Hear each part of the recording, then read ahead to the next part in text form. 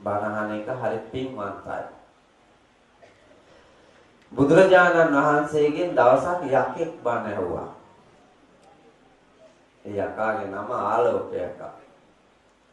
ආලෝක යක්ෂයා ධර්මානුශාසනාව ශ්‍රවණය කරලා අවසානයේ බුදුහාමුදුරුවෝ ළඟ පසඟ තියලා වන්දනා කරලා මෙහෙම කියනවා. නික්කුච්චිතම් වා උක්කුච්චේය පටිච්චන්නම් වා විවරේය මූලස්සවා මග්ගං ආචික්කේය අන්ධකාරේ වා තේලපච්චෝ තං ධාරේය චක්කුමන්තෝ රූපානි දක්ඛින්ති. බුදුරජාණන් වහන්සේ ආලෝක යක්ෂයාට බණ කියන්න ගියපු වෙලාවේ අලව්‍යකා බුදුහාමුදුරන්ට ගැහුවා.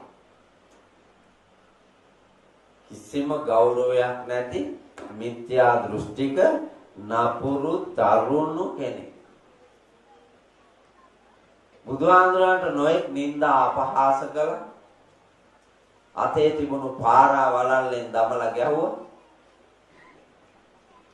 ඒ කක්වත් ඉදිරියේ නොසැලී බලා සිටි මහා කරුණාවන්ත ලෝතුරා තථාගත බුදුරජාණන් වහන්සේ ළඟට ගිහිල්ලා ආලෝක යක්ෂයා කියනවා, භවත් ගෞතමය, මා මේ අහන ප්‍රශ්නවලට තමා උත්තර නොදුන්නොත්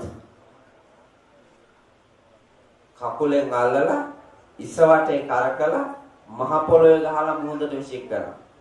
ඒ හින්දා උත්තර දෙන්න හොඳයි කියලා මහා ගෝරනාඩුවක් කළා. අපිට හිතෙනවා මේ ලංකාවේ දැන් තියෙන අරගල උද්ඝෝෂණ කැළඹිලි නිന്ദා අපහාස විතරයි කියලා. මේ ලෝක ධාතුවේ ශාසනයට බුදුහාඳුරෝ ජීවමානව වැඩි හිටිය කාලේ තමයි වැඩිපුර තියෙන්නේ. අය උන්වහන්සේ ජීවමානව ඉඳි ගැවුවා. බුදුහාඳුරෝ ඇතුළු මහා ශ්‍රාවක සංඝයා ඔය ආටානාටි සූත්‍ර දේශනාවේ තියෙන්නේ සතරවරන් දෙවියෝ බලාන ඉඳලා බැරිම තැන ඇවිල්ලා කියනවා. භාග්‍යවතුන් වහන්සේ මෙච්චර හිංසා පීඩා කරන්නේ ඇයි මෙව? මෙච්චර නිර්මල පින්වත් දර්ශනයක් දේශනා කරද්දීම කියලා. ඒ ගමන බුදුරජාණන් වහන්සේ අනුදැන වදාලා පංචශීල ප්‍රතිපත්තියෙහි මිනිස්සුන්ව පිළිටවනකොට ව්‍යාකූල හිත් ඇති මිත්‍යා දෘෂ්ටික අවිද්‍යාවෙන් වැසී ගිය මෝඩයෝ ඔවුන්ගේ නොකටයුතු කර්මාන්තයන්ට බාධා වෙනවා කියලා හිතලා උන් තමයි මේ බාධා කරන්නේ කියලා කිව්වා. ආටානාටිය දෙකක් තියෙනවානේ, දේව භාසිත ආටානාටියයි බුද්ධ භාසිත ආටානාටියයි කියලා. දෙවියෝ තමයි ඉස්සරෝම කියන්නේ. බුදුරජාණන් වහන්සේ ඒක අහගෙන ඉඳලා පස්සේ භික්ෂු සංඝයා කැඳවලා දේශනා කරනවා. ඒ වෙලාවේ සතරවරම් දෙවි මහ රජදරුවෝ අහනවා, බුද්ධ නීතියට එකගත් නැත්නම් රාජ්‍ය නීතියට එකගත් නැත්නම් සංස්කෘතියක් ජාතියක් අභිචාර විධික්‍රමයකටත් එකග නැත්නම් භාග්‍යවතුන් වහන්සේ අපි මෙවුන්ට දඬුවම් කරන්නද කියලා. ඒ ගමන බුදුහාමුදුරුවෝ නිහඬව මුනිවත රැක තුස්නී භාවයෙන් වැඩ වුණ කියලා තියෙනවා. මුනිවත රැක නිහඬව හිටියා. සතරවරන් දෙවියෝ ඒ වෙලාවේ අවබෝධ කරගන්නවා බුදුහාමුදුරුවෝ නිහඬව ඉන්නේ කැමති දෙයක් කරන්න කියලා තමයි. බුදුහාමුදුරුවෝ දඬුවම අනුදැන වදාළා. එහෙනම් දඬුවමට බාධා නැහැ. යම් නීතියකට එකඟව, සංස්කෘතියකට එකඟව, ජාතියකට එකඟව සත්භාවයෙන් කරන දඬුවමක් වේද ඒක උචිතයි. ඒකට කලබල වෙන්න දෙයක් නැහැ. නමුත් අපේ රටේ මිත්‍යා දෘෂ්ටික මෝඩියෝ ඉන්නවා. ඕනෑම යහපත් කාර්යයක් අරන් ආවොත් ඒකට එරෙහි වෙනවා. ගිහි පැවිදි දෙපාර්ශ්වයේම ඉන්නවා.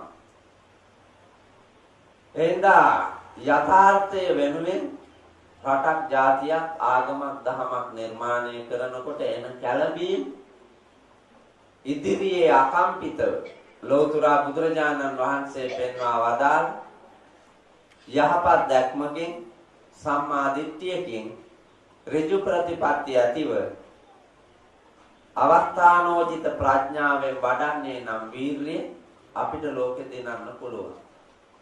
ඒ දිනීම සඳහා දේශනා කොට වදාළ ධර්මයේ ඉදිරියේ අර ආලවක යකාවාගේ මෝඩයෝ අදත් නැත්තේ නෙමෙයි.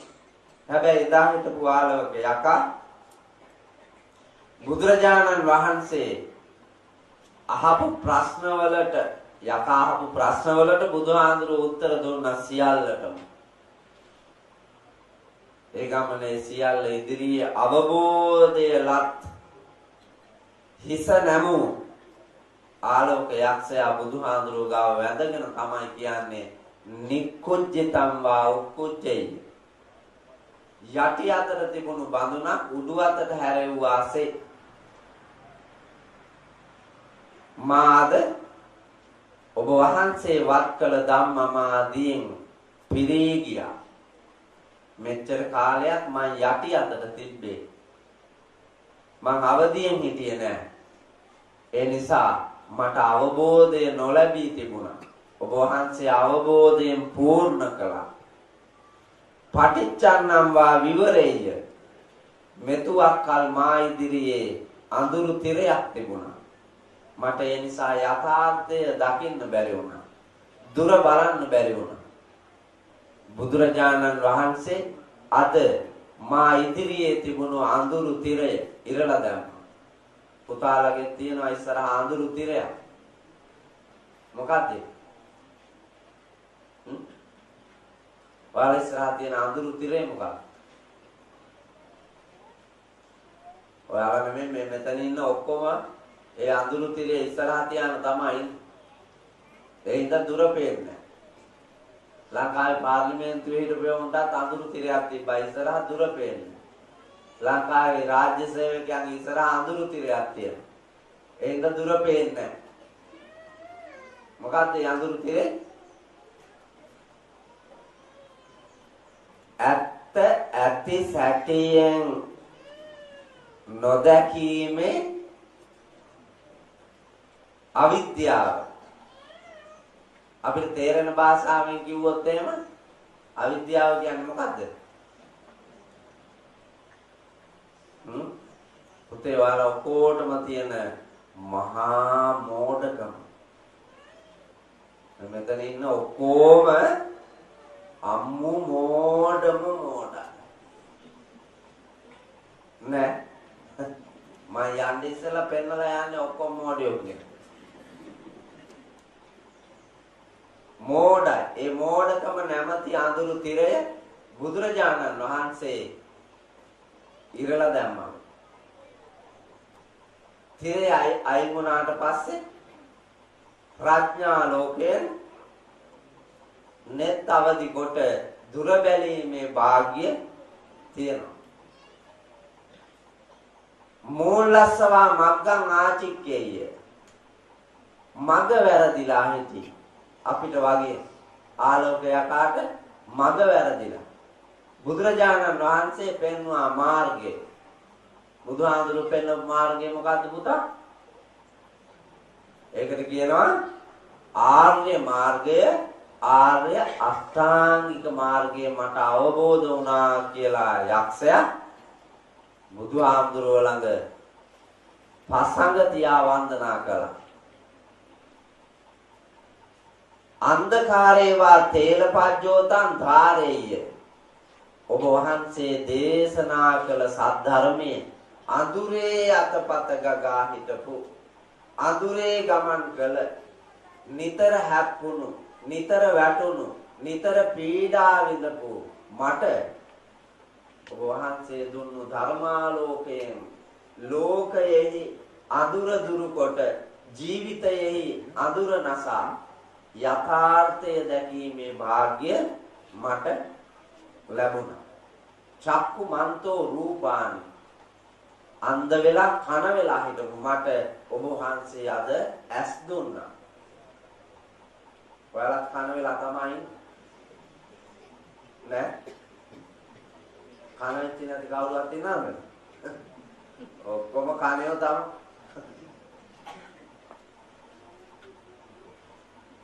මේ මස් වලින් හැදිච්ච ඇස් වලට අපිට පේනවා. මස් වලින් හැදිච්ච ඇස් වලට පේනවා. හැබැයි හරිද? නෑ. හරිදේම නෙමෙයි ඔය පේන්නේ. නේ? මම උදාහරණයක් කියන්නේ.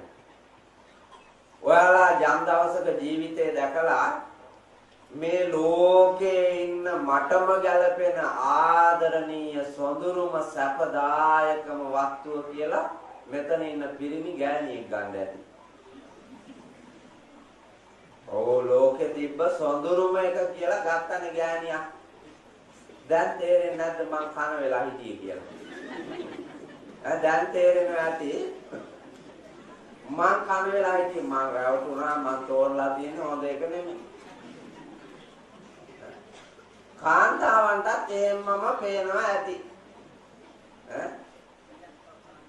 කන විදලා කොණ්ඩේ පාට කරලා ඇවිදින ගිනි යව්වේ තිල් බාට ගල් තැලුම් මතුණු තාල වලින් වැව්වේ 550 ජාතකයේම උන්ටයි බණ කිව්වේ පොළවටත් වැඩිය බර උම්මයි මිනිහට කරගෙන එහෙම එකක්වත් තෝරගත්තා. එහෙම එකක්වත් තෝරගත්තා නම් හොඳින් ඉන්න තිබ්බා. අපි පිටින් මැනලා තාක්සේරු කරලා ගත්තු එක හින්දා දැක්කේ හරි මේකනේ. ඔව් මේ ළමයින්ටත් එහෙමම. ඔය ඉස්කෝලේ ගියාට ඔයාලා දකින්නේ හරි මේකද ඔය? නෑ. ඇයිද ඉස්කෝලේ යන්නේ?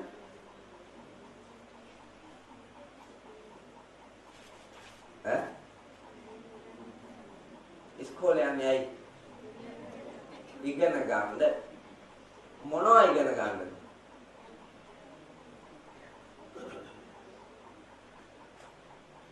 මට වාක්‍යයකින් කියන්න. සමස්තයම එකතු කරලා වාක්‍යයකින් කියන්න. මෙතන ගුරුවරයෙක් ඉන්නවා නම් කියන්නකෝ මොනවා උගන්වන්නද ළමයි බාරගන්නේ?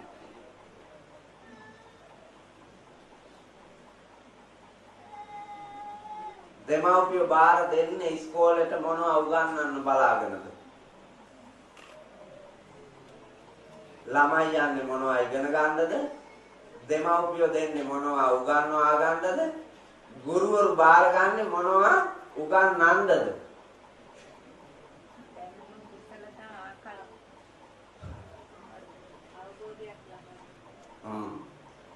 දැනුම කුසලතා ආකල්ප දෙන්නලු. දැන් ඒ අම්මා කිව්වේ මුලට මොකද්ද දැනුම? බුදුරජාණන් වහන්සේ අනුදැන වදාලා මිනිහෙක් ශිල්ප ශාස්ත්‍ර හදාරනවා. සිද්ධාර්ථ කුමාරයා ශිල්ප ශාස්ත්‍ර හදාරුවා. ශාස්ත්‍ර කියන්නේ මොනවද?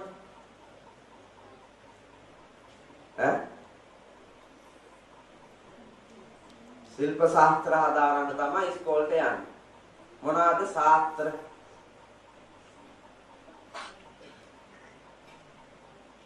මේ උන්දලා දේවාල වලට ගිහිල්ලා අහනෙව්වද?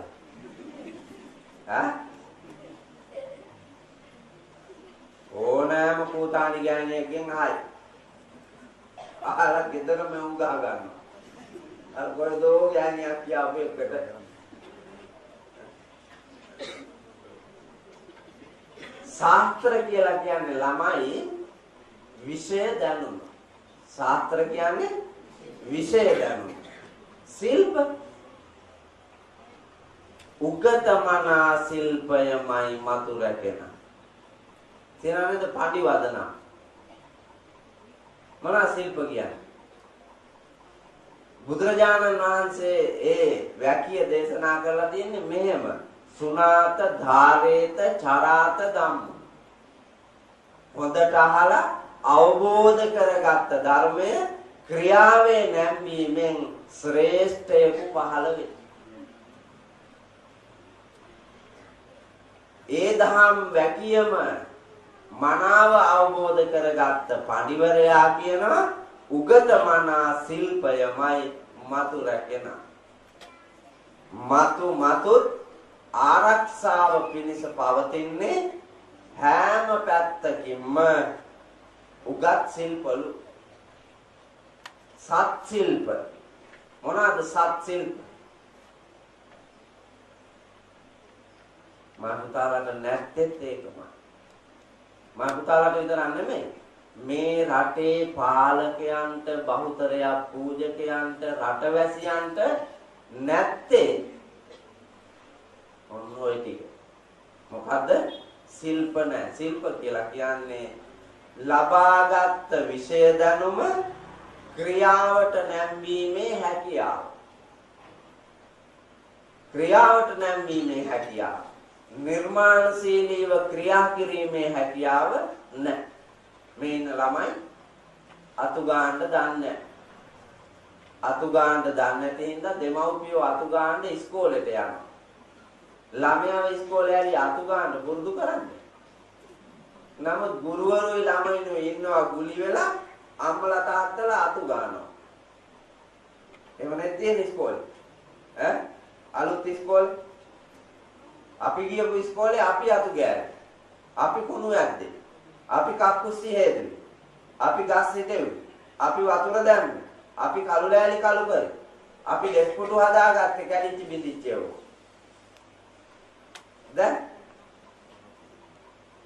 දැන් ඒකට අම්මා බින්න බහින්න ඕනේ. විදුහල්පති ගුරු මණ්ඩලේ ගාව. නැත්තම් අප්පා බින්න බහින්න ඕනේ. හදලා තියෙන ඉස්කෝලයක්. හරක් නිර්මාණය කරන. සිල්පත් නැහැ, ශාස්ත්‍රත් නැහැ. එහෙම තමයි තියෙන්නේ. අඩුම තරමෙන් නැගිටපු ඇඳවත් හදා ගන්න දන්නවද කියලා බලන්න. මේ ළමයිගේ දෙමව්පියෝ හිතින් හිතලා බලන්න ඔබ හදපු දුව, ඔබ හදපු පුතා නැගිටලා ඇඳවත් හදනවද? ගේවත් අතු ගන්නවද? අම්මට සහාය වෙනවද ගෙදර වැඩට? අප්පට සහාය වෙනවද ගෙදර වැඩට? ඇඳුම පැළඳුම හොදලා පිරිසිදු කරලා මැදලා ඒක අඳින්න පළඳින්න පුළුවන්. මේ නෑම්බන්ගේ වයසේ ඉන්න ගෑනු ළමයින්ට සම්බෝලයක්, බතක්, හොද්දක්, මාළු පින්නක් හදා ගන්න පුළුවන්ද? පෙරවනේ කොහොමද ඉගෙන ගත්ත ජීවිතයේ ශිල්ප කෝ ශාස්ත්‍රීය ඥානෙ